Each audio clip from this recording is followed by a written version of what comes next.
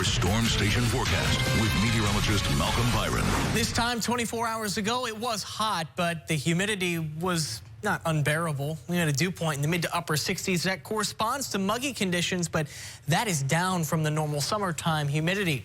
Right now, it's right back up to what we would ordinarily expect in mid to late summer. A dew point is 74 degrees. That's just flat out humid, and I don't think it's going to budge through the rest of the week. Right now, we see mixture of clouds and sun over our tower cam.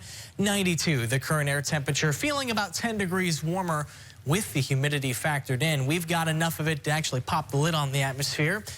We see most of the storm activity off to the south today, but it is starting to drift north towards the 10-12 corridor.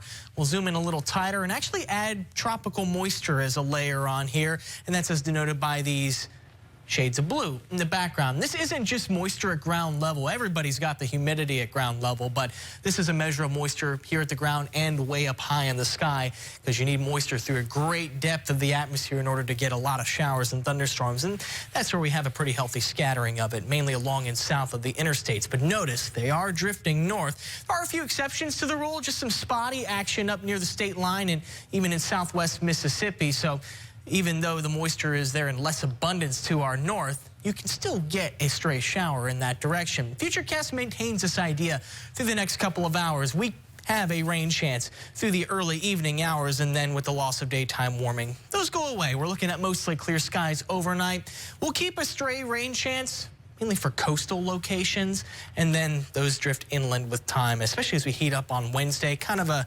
repeat. We're looking at another round of isolated showers and thunderstorms on Wednesday before those settle down into the evening as well. So for the rest of the week, we're looking at anywhere from a 20 to 30% rain coverage each and every day, primarily in the afternoon. The better chance is going to be near the coast where we have more concentrated moisture, but we'll see less action to the north and west where the moisture quality is a little bit lower. But still, as we just saw, there will be exceptions to that rule. There's your Storm Station 7-day forecast. That is a summer forecast if I've ever seen one, right?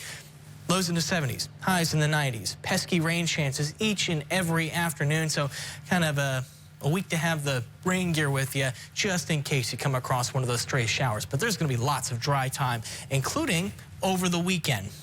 Now let's get a check of the tropics. We've been talking about Dexter for a couple days now. The Gulf, of course, quiet. Dexter way out in the North Atlantic. Actually weakened a little bit today. Now max sustained winds are at 40 miles per hour in a couple of days. Dexter will be post-tropical, and it's not impacting anybody, which is great news.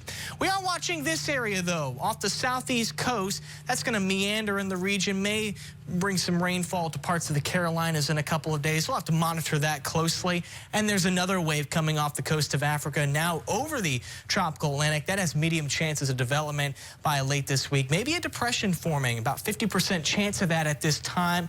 We'll watch that as it continues to pull west. And there are actually a couple other disturbances we're tracking in the Atlantic Basin. We'll note those other areas that are not outlooked by the National Hurricane Center today on our 5 o'clock newscast. For now, we'll take a break on the news at 4. Brittany's back with more news next.